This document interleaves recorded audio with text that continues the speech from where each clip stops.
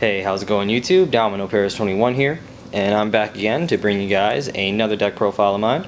I'm going to be talking in a really low voice because I got some people sleeping right next to me, but I decided to actually record this late at night just for you guys. So, of course, with the newly release of Set 9, Murakumo got some more support, so I'm really happy with this new support because it does allow it to compete a lot better with the current meta. So, of course, my two combos for my boss Vanguards, of course, will be my ZANBAKU from Extra Booster 1 and Shirayuki. So, I think these two combined essentially creates like an anti-meta version of this deck, which kind of like what I refer to this deck as. But yeah, without further ado, let's actually get to the profile. So first, for your starter, just your grade 0. This is just your basic go into souls, search top 5 for grade 3. There's plenty of grade 3s that are very useful in this deck, so it's very important to search for those. The trigger lineup, it's going to be 4 crit, 4 more crit, 4 draw, and 4 heal. This is essentially going to be somewhat of a aggressive beatdown style deck. I mean, 8 crit, 4 draw is always going to be very, very standard. I would try out 12 crits, but the draw triggers just really help because there's a lot of combo pieces that you have that you want to be able to draw into. Then moving on to grade 1s, you have your 4 8K, very important. 4 perfect guards, simple as there. You have 4 of the Stealth Beast, Knight Panther. These are pretty much your standard Counterblast 1, gain 1000. In my personal opinion, when it comes out of all the new support cards that Murakumo received in Set 9, this is probably the best one, because now Murakumo has a solid 9K, or 7K, excuse me, 7K booster, which is something they really were missing, so they're going to be able to hit decent numbers.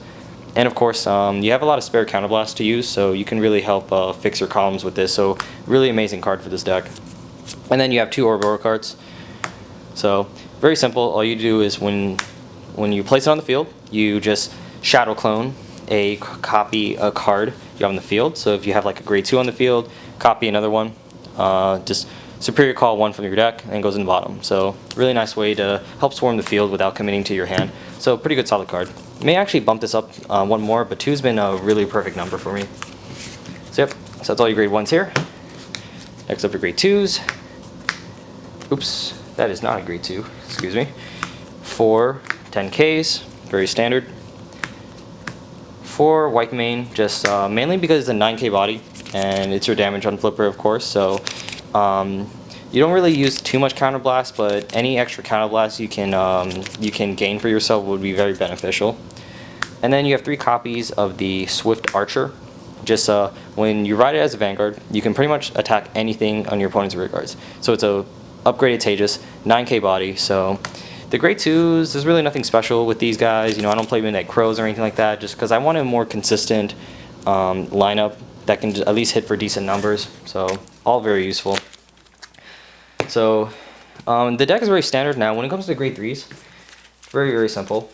You have your 4 copies of ZANBAKU. Now essentially this is the grade 3 you do want to ride first, because his skill, very good skill. His skill is at the beginning of your opponent's ride phase. If your opponent has a grade 3 or greater Vanguard, he has to discard a card. If not, then he cannot normal ride. So the whole point of that is, like, if you're dealing with a cross ride, your opponent has to discard a card. Because if your opponent cross rides, they're technically taking a -1 because they're negging 1. So then the ZANBAKU forces an extra card. So it kind of puts your opponent in an awkward situation, and can also punish players who do not ride their ideal grade 3. So if you're playing Pale Moon, they ride Alice, and they have to ride Lukier, well, they're going to get punished for that. And what I like, solid 11K body, so really good in the rear guard, so it can really hit good numbers. So really amazing card. So you want to ride this first. So after that, you want to go into your Shirayuki, which is phenomenal card. She's probably the main reason why I even want to continue playing this deck. She's pretty much the same idea as Mandala Lord, except she's a limit break, and she minuses 20,000 from your opponent's attacking unit. So what does that mean? Well, let's say for instance you're playing against Narukami, particularly the Blood. The Blood, let's say, is attacking for 23,000 to the front row. Shirayuki minuses the attack of the actual unit. So that means that the blood will be swinging for 3,000 at the entire front row because you're minusing the actual the attacking unit. So really solid. I mean, it's pretty crazy. This card is actually pretty busted in a lot of situations.